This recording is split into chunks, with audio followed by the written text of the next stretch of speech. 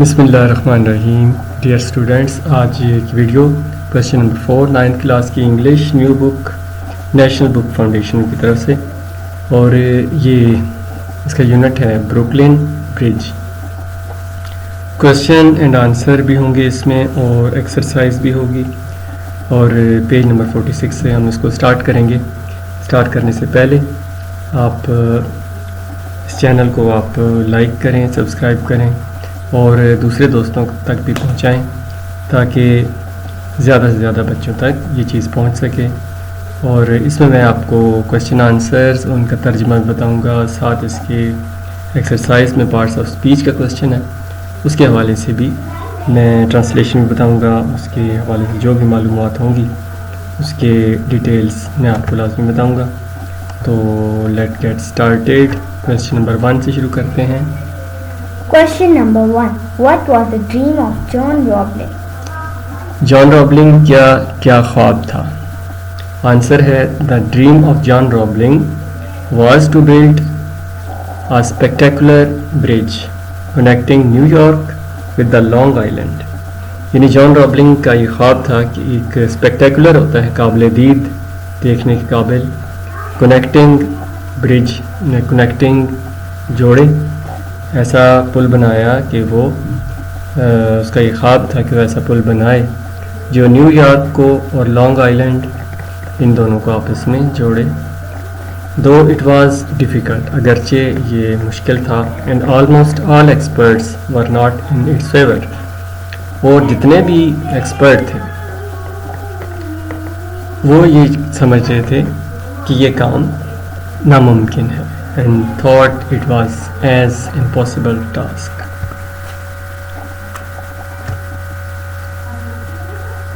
Question number 2.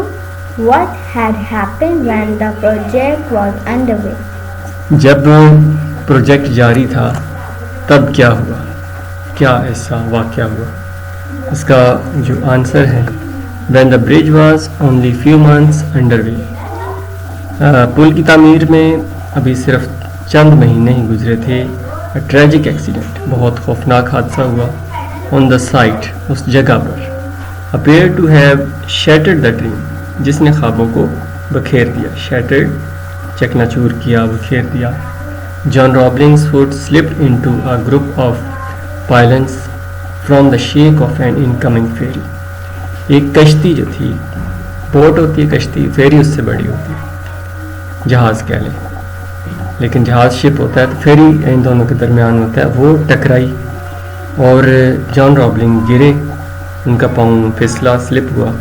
اور ایک palace جو ہوتا ہے وہ ایک ڈھانچہ بنایا ہوتا ہے جو بہت اونچائی تک جاتا ہے. پل کی تعمیر کے حوالے سے جان رابلنگ اس کے اوپر کھڑے تھے. That badly crushed his toe, ان کے اس حادثے کی وجہ سے ان کے پاؤں کی انگلیاں وہ کچلی گئیں. کرشڈ، کچل جانا. کازنگ دوز ٹو بی ایمپیوٹیٹڈ، اور اس وجہ سے ان کو کاٹنا پڑا، جسم سے الگ کرنا پڑا. ایمپیوٹیٹڈ کا مطلب الگ کرنا. Question number 3. Where did the people criticize the Roeblings? جی، لوگ رابلنگز پہ تنقید کیوں کرتے تھے؟ تنقید کی وجہ کیا تھی؟ The bridge building experts throughout the world thought that it was an impossible feat and told Roebling to forget the idea. پوری دنیا کے تجربہ کار لوگ جو پل بنانے کے ماہر تھے، انہوں نے کہا کہ یہ ایک ناممکن کارنامہ ہے. فیٹ کا مطلب ہوتا ہے کارنامہ. and told Roebling کو انہوں نے کہا forget the idea، کہ اس خیال کو ذہن سے نکال دو. It just could not be done، یہ کبھی نہیں ہو سکتا. It was not practical، یہ عملی طور پر ناممکن ہے. It had never been done before، کہ پہلے ایسا کبھی نہیں ہوا. یہ ایکچولی اس طرح کا جو پل ہے، سسپینشن یعنی جھولے والا پل، جھول والا پل، یہ دنیا میں پہلے نہیں بنا تھا، بعد میں یہ بن گیا. تو اس لیے ایکسپرٹ یہ کہہ رہے تھے کہ یہ نہیں ہو سکتا. Question number 4. Which disease attacked the underwater workers and what were its symptoms? جی کس بیماری نے جو پانی کے نیچے لوگ کام کر رہے تھے ان پر حملہ کیا اور اس کی علامات کیا تھی؟ The underwater workers suffered from paralyzing injury that result of decompression sickness.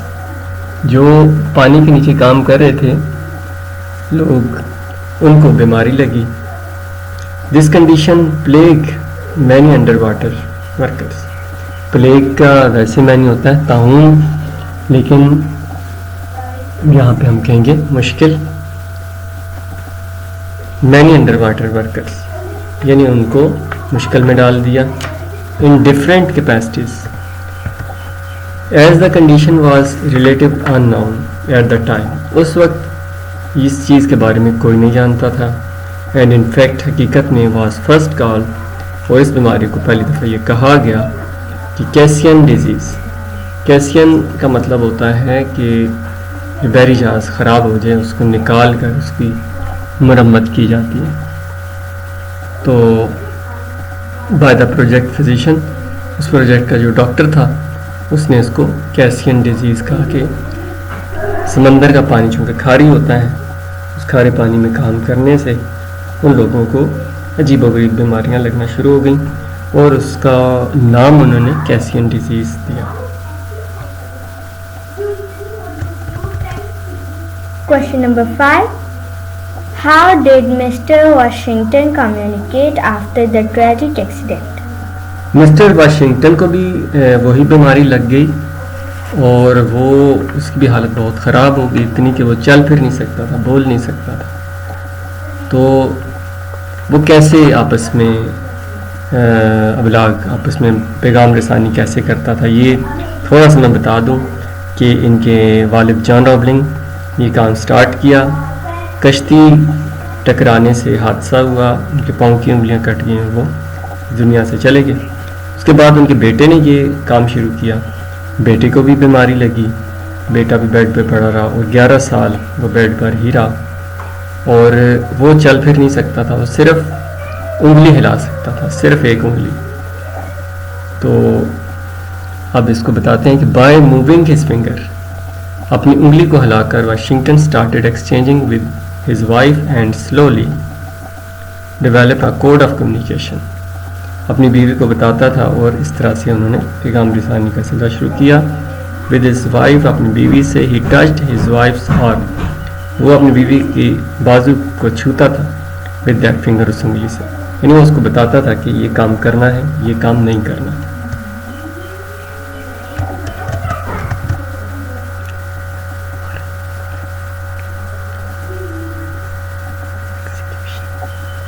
Question number 6. Who was Emily Warren Roebling and what role did she play in execution of the project? جی ایملی وارن کون تھی اور انہوں نے کیسے اس project کو مکمل کیا؟ ایگزیکیوشن کا مطلب ہوتا ہے تکمیل، پایا تکمیل تک پہنچانا. یعنی جو فیملی کے افراد تھے ان میں اب ایملی وارن جو تھی وہی سب سے زیادہ ایکٹیو تھیں. Emily Warren Roebling was the wife of Washington. Washington Roebling کی بیوی تھی. She spend the next 11 years, اس نے 11 سال گزارے اسسٹنگ واشنگٹن کی مدد کرتے. واشنگٹن اس کے شوہر کا نام تھا. In the supervision of the bridge construction, پل کی تعمیر کی میں اس نے اس کی مدد کی. Question number 7. When there is a will, there is a way. Explain in the light of the given lesson. Answer یعنی when there is a will, there is a way. جہاں انسان کوشش کرتا ہے رستے نکل آتے ہیں. Explain اس کو واضح کریں، اس کو تشریح کریں. In the light of given lesson، اس سبق کی روشنی میں. Answer John Roebling decided to build a bridge. John Roebling نے ایک پل بنانے کا فیصلہ کیا. تو ایوری باڈی کرٹیسائز ہم، ہر بندے نے اس پہ تنقید کی.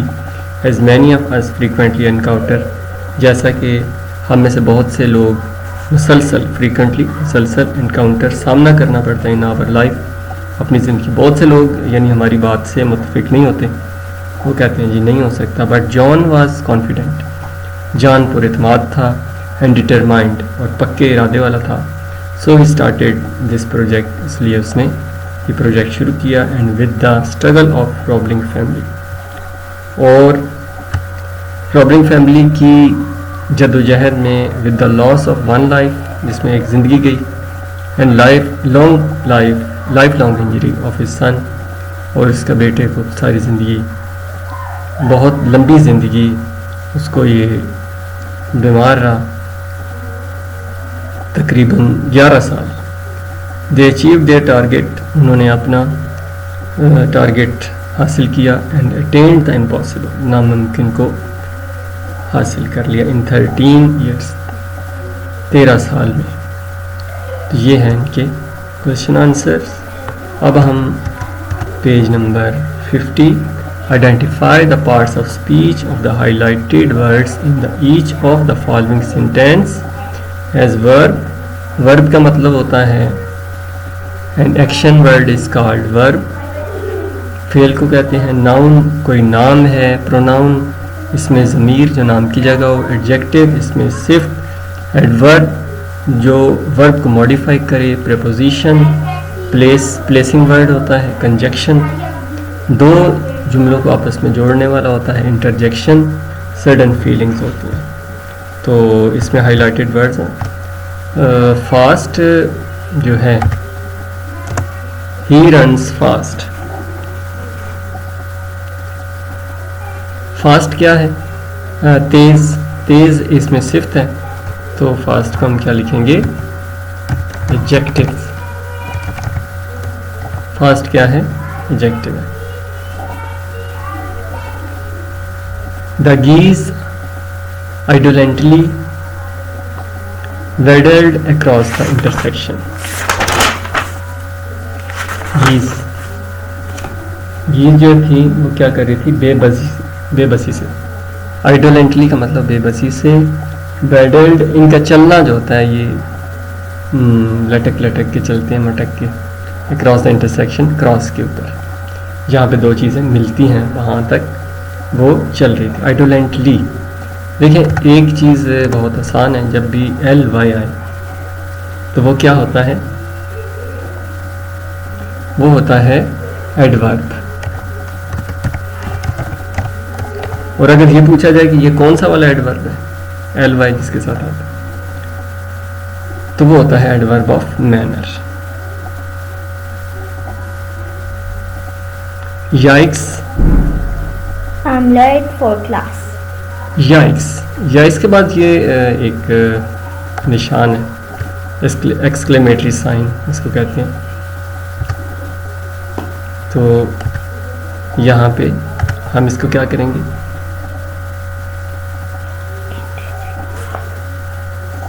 یہ ہوگا جی انٹرجیکشن.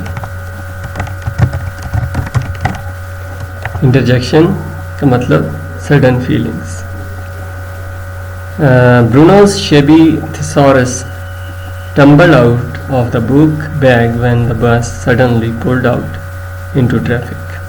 Shabby کا مطلب ہوتا ہے حقیر، کمینہ، برا.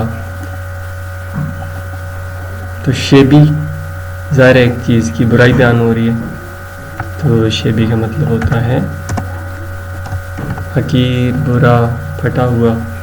تو یہ ہوگا جی adjective. Number 5. Mr. Frederick angrily stamped out the fire that the local hooligans had started on his veranda. Mr. Frederick نے angrily غصے سے stamped out، پاؤں سے بجھانا. stamped out اس کا مطلب ہوتا ہے پاؤں سے کوئی چیز لگی ہوئی ہے. فائر، آگ کو پاؤں سے بجھایا غصے سے. دیٹ دا لوکل ہولیگنس، لوکل مقامی، ہولیگنس ہوتا ہے گنڈے. ہیڈ اسٹارٹیڈ آن ہز ورانڈا، جو اس کے برآمدے میں نے جلائی تھی. ورانڈا ہم برآمدہ کہتے ہیں اردو میں، اور انگلش میں اس کو ورانڈا کہتے ہیں. اسٹیمپڈ آؤٹ جو ہے یہ کیا ہے جی؟ یہ ایک ورب ہے. ٹھیک ہے جی، یہ ایک ورب ہے. اگر اس کو ہم تھوڑا سا، چونکہ اسٹیمپ، یہ ایک اسٹیمپ آؤٹ، یہ ایک ورب بھی ہے، پلس اس کو ہم پریپوزیشن بھی کہہ سکتے ہیں.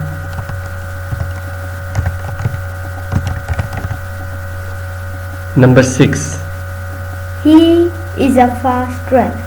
یہاں پہ فاسٹ جو ہے اس کو ہائی لائٹ کیا ہوا ہے. فاسٹ کیا ہے؟ ایڈجیکٹیو.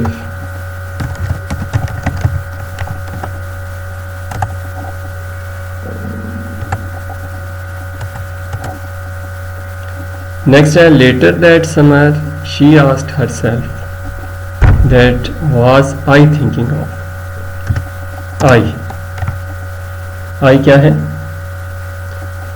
پروناؤن، جو نام کی جگہ استعمال ہوتا ہے. پروناؤن.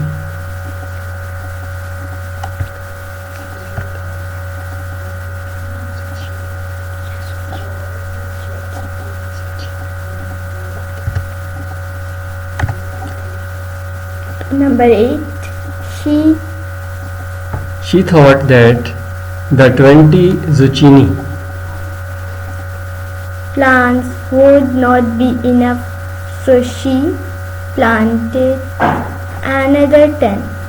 زچینی ایک سبزی ہے، اور یہ توری جیسی سبزی ہوتی ہے. کہ she thought that the 20 zucchini، کہ اس نے سوچا کہ 20 zucchini plant would not be enough، کافی نہیں ہوں گے.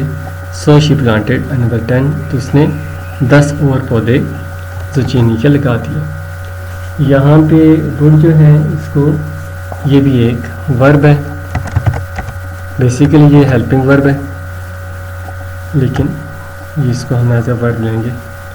Number 9، Although she gave 100 zucchini away, the enormous amount left over frightened her.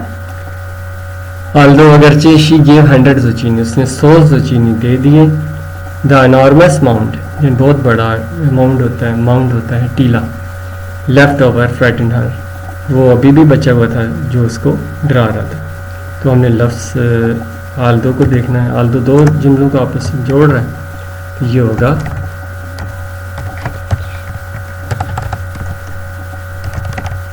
کنجکشن. Last ہے جی، everywhere she went she talked about the prolific veggies. جہاں کہیں وہ گئی اس نے بات کی اباؤٹ، متعلق. دا پرولیفک ہوتا ہے انمول ویجیز، ویجیٹیبل کو شارٹ کر کے ویجیز کہتے ہیں. شی جو ہے یہ پروناؤن ہے.